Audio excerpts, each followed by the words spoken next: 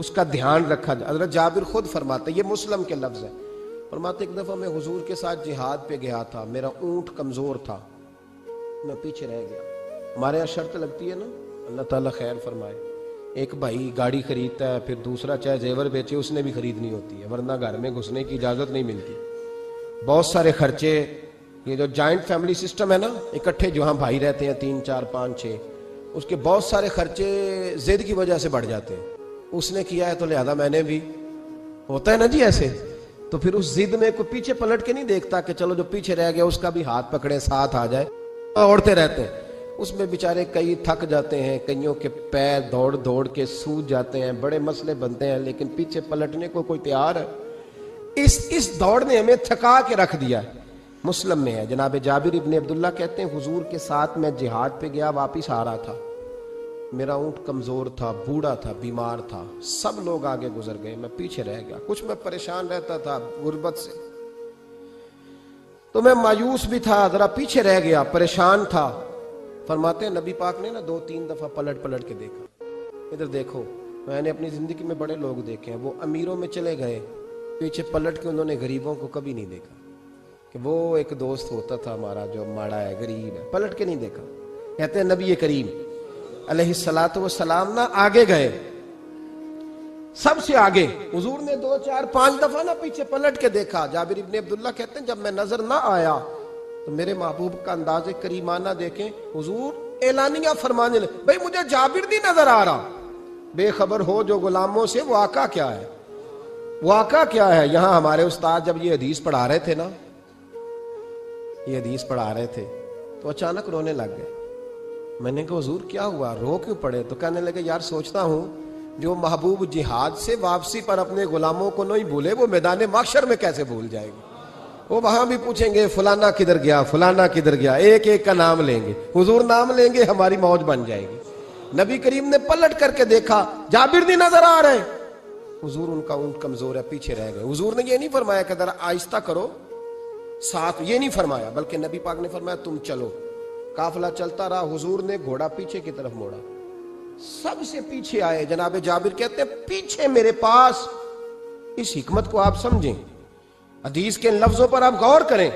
ایک کہہ کے کہنا ذرا اس کو میرے پاس لاؤ, یہ بات اور ہے, ذرا آہستہ ہو جا, وہ بھی ساتھ مل جائے. لیکن یہ معنی اور ہے کہ غریب جہاں بیٹھا ہے اس کے پاس خود چل کے جانا. حضور خود پلٹ کے پیچھے آئے اور فرماتے میں چونکہ پریشان تھا تو محبوب میری طرف دیکھ کے فرمانے لگے اس کو دوڑاتا کیوں نہیں, پیچھے کو رہ گیا. تو کہتے ہیں مایوس بندہ, پریشان بندہ, کبھی کبھی وہ اس طرح بولتا ہے کہ جیسے کڑ رہا ہے, تھوڑا سا نا سخت ترش باتیں بھی کرتا ہے. کہتے ہیں میں نے اس عالم میں نا, میں نے کہا حضور اس قابل ہوتا تو سب کے ساتھ مل نہ جاتا, کمزور ہے, ماڑا ہے, مہران ہے, اور وہ بھی پرانی جو چل ہی نہیں سکتی, یہ کہاں یا رسول اللہ دوڑے گا, اس قابل ہی نہیں ہے. حضور اس قابل ہوتا تو قافلے کے ساتھ نہ ہوتا. کہتے ہیں حضور نے میری طرف توجہ فرمائی, میں باتیں کر رہا تھا اپنے اندر کی پریشانی کی, تو حضور مسکراتے جا رہے. حضور کے ہاتھ میں چھڑی تھی, فرمانے لگے ایسے ہی تو باتیں کر رہا ہے. نبی پاک نے اونٹ کی پشت پہ چھڑی لگائی اور فرمایا تو دوڑتا کیوں نہیں, بڑے ہلکے سے مسکرا, اوے تو دوڑتا کیوں نہیں. تو جناب جابر ابن عبداللہ کہتے ہیں جو سب سے پیچھے تھا نا وہ سب سے آگے نکل گیا, وہ دوڑتا گیا, دوڑتا. فرماتے ہیں میرا چہرہ بھی عجیب سا, لوگ میرے انداز دیکھیں کہ یہ کیسے آگے نکل گئے, کیسے, کبھی نہ سوچ یہ کیسے نکل گیا, بس سمجھ لے آگے وہی نکلا ہے جسے مصطفیٰ کی تھپکی مل گئی ہے. تو یہ نہ کہ سیاست کر گیا, چلاکی کر گیا, بس تھپکی مل گئی تو بات بن گئی. کہتے ہیں میں نکل گیا آگے, حضور کی تھپکی جو ملی تھی. حضرت جابر ابن عبداللہ کہتے ہیں حضور گھوڑا دوڑا کے میرے پاس آئے, خود حضور نے میرا اونٹ تیز کرایا نبی پاک کی برکت سے. تو قریب آ کے فرمانے لگے ٹھہر جا یار, ہم بھی تیرے قافلے میں, ہمیں بھی ساتھ لے لے.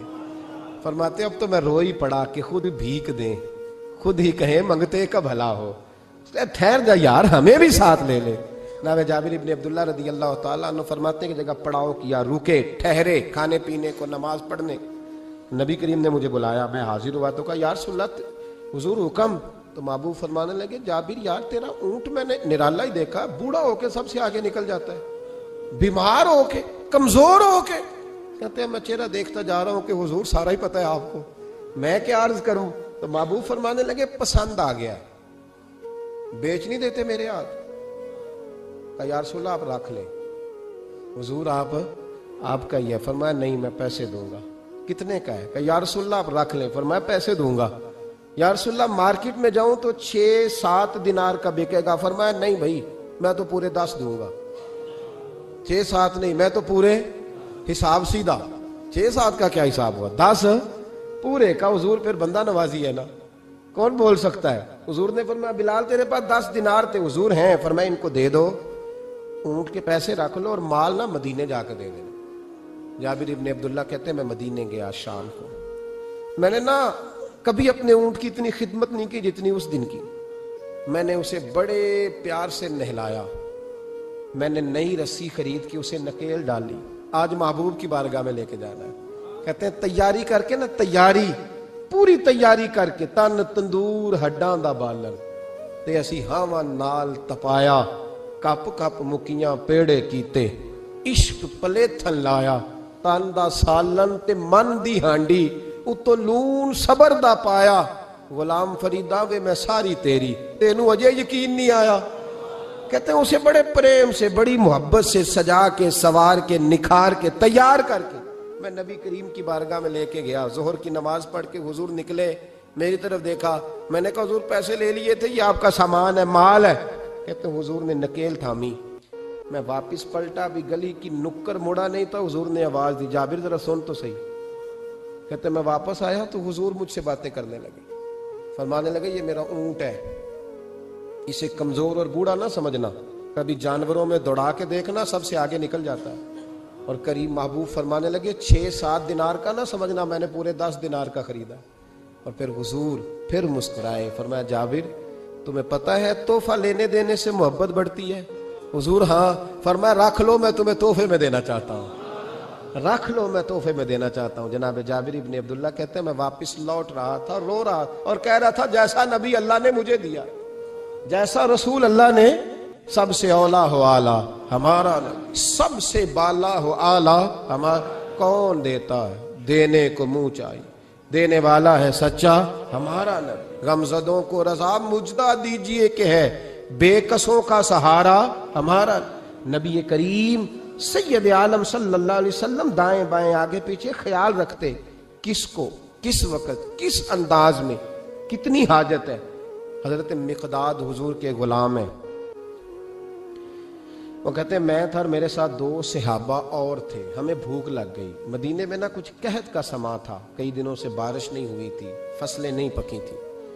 فرماتے ہیں بھوک نے بڑا ستایا۔ ہمارا یہ طریقہ تھا کہ جب ہمیں شدید بھوک لگتی تھی تو ہم کسی صحابی سے کوئی مسئلہ شرعی مسئلہ دریافت کرتے تھے۔ یہ اب جا کے ہر قاری صاحب پہ، ہر امام صاحب پہ فٹ نہ کر دینا بات، آپ باتیں سنتے ہیں پھر ترجمے اپنی مرضی کے کرتے ہیں، جا کے ہر مولوی صاحب پہ فٹ نہ کر دینا۔ کہتے جب مسئلہ پوچھتے تھے نا کسی صحابی سے تو پہلے روٹی کھلاتا تھا پھر مسئلہ بتاتا تھا۔ اب میں پہلا وضاحت کر لی یہ گل دی آپ، اس لیے میں نے اگلی بات بعد میں کی ہے، کیونکہ آپ نے اسی حساب سے روٹی کھلانی ہے نا، جس حساب سے اپنے امام کو تنخواہ دیتے ہو اسی حساب سے روٹی کھانی ہے نا اس بیچارے۔ تو فرمانے لگے کہ جب نہ ہم کسی شخص سے، کسی صحابی سے مسئلہ پوچھتے نا تو پہلے وہ، اس لیے یہ جو آستانوں پہ لنگر ہوتا ہے، یہ جو بزرگان دین خانقاہوں پہ لنگر رکھتے ہیں، یہ صحابہ کا طریقہ ہے کہ جس کو دین بتایا جاتا تھا اسے پھر لنگر بھی کھلایا جاتا ہے۔ بہت سارے لوگ اس کا مذاق اڑاتے ہیں کہ یہ کیا ہے، بھئی یہ رسول اللہ کی سنت ہے، صلی اللہ، پڑھیے درود صلی اللہ، چلے جنہوں نے پہلے نہیں پڑھا وہ بھی شامل ہو جائیں، پڑھیں صلی اللہ تعالی علیہ وسلم۔ فرماتے ہیں اس دن بڑی بھوک لگی، 3 دوست تھے ہم، 3 صحابہ تھے، ہم نے حضرت ابوبکر صدیق کو گلی میں کھڑا کر لیا۔ سب صحابہ کے حالات کچھ نہ کچھ ان دنوں میں نا ٹائٹ تھے، کمزوری تھی، چونکہ فصلیں نہیں تھی، بارشیں نہیں تھی۔ ابوبکر ایک مسئلہ پوچھنا ہے، کہتے کھڑے کھڑے جناب صدیق اکبر نے کہا پوچھو، پہلے روٹی بھی ساتھ پوچھتے تھے، کہنے لگے چلو پوچھو، کہتے مسئلہ پوچھا اور بتا کے رخصت ہو گئے۔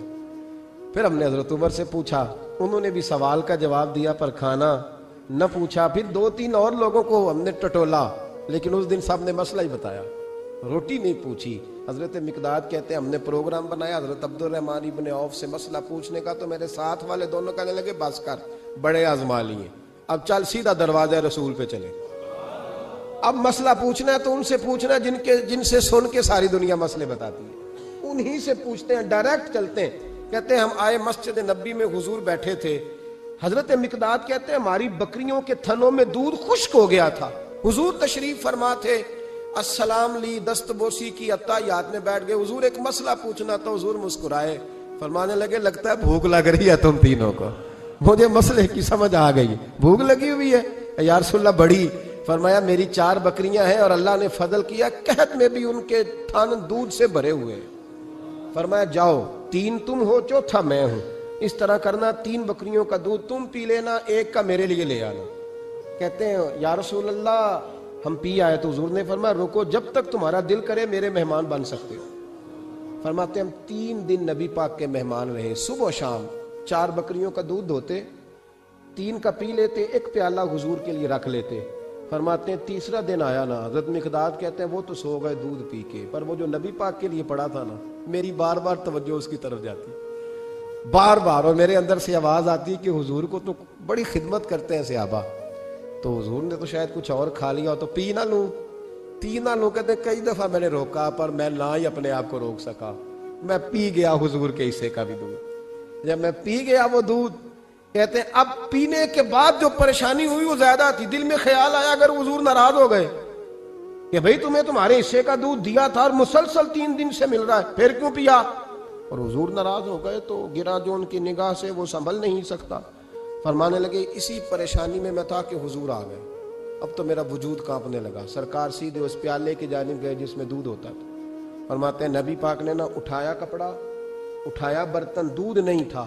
حضور نے پوچھا نہیں کون پی گیا, بلکہ نبی پاک نے ہاتھ اٹھایا کہ اللہم اطعم من اطعمنی واسقی من سقانی, یا اللہ جو مجھے کھلائے تو اسے کھلا, جو مجھے پلائے تو اسے پلا. حضرت مقداد کہتے ہیں میں نے کہا اوہ یہ تو بڑی قیمتی دعا مل رہی ہے, بکریاں میری جو بکریاں تھیں وہ تو پہلے نہیں دودھ دے رہی, تھنوں میں دودھ خشک ہے, اور اتنی بڑی دعا کہ جو کھلائے اسے کھلا, جو پلائے اسے پلا. نبی کریم علیہ السلام کی دعا سنی تو کہتا میں بستر کے اندر منہ دیا ہوا تھا, جھٹ سے میں نے کپڑا اتارا, چھری پکڑی اور اپنے باڑے میں چلا گیا کہ ایک بکری ذبح کر کے لاتا ہوں, حضور کو کھلاتا ہوں تاکہ یہ دعا مجھے مل جائے کہ یا اللہ جو مجھے کھلائے تو اسے کھلا. فرماتے ہیں میں بکریوں کے باڑے میں گیا, جن بکریوں کو کئی دن ہو گئے تھے دودھ نہیں دیا تھا, جیسے ہی میں نے چراغ جلایا میں حیران ہو گیا کہ سب کے تھن دودھ سے بھرے ہوئے. کہتے میں نے 3-4 بکریوں کا دودھ دھویا, برتن میں بھرا, محبوب کی بارگاہ میں لایا. کہتے ہیں حضور نے خوش ہو کے پیا. جب پی لیا نا نبی کریم نے تو حضور فرمانے لگے چل میں نے تیرا لایا پی لیا, اب یہ بتا میرا کس نے دیا تھا. اب وہ والی بات کرنا جس کے گچھے سے لچھے جڑے نور کے, ان ستاروں کی نزہت پہ لاکھوں سلام, ان کے خطبے کی ہیبت پہ کروڑوں درود, ان کی باتوں کی لذت پہ لاکھوں سلام, جس کی تسکین سے روتے ہوئے ہنس پڑے, اس تبسم کی عادت پہ لاکھ. فرمایا بتا میرے والا کس نے پیا؟ کہا یا رسول اللہ بڑا روکا اپنے آپ کو, پر محبوبت آپ کی بکریوں کے دودھ کی لذت ہی کیا ہے. حضور نہیں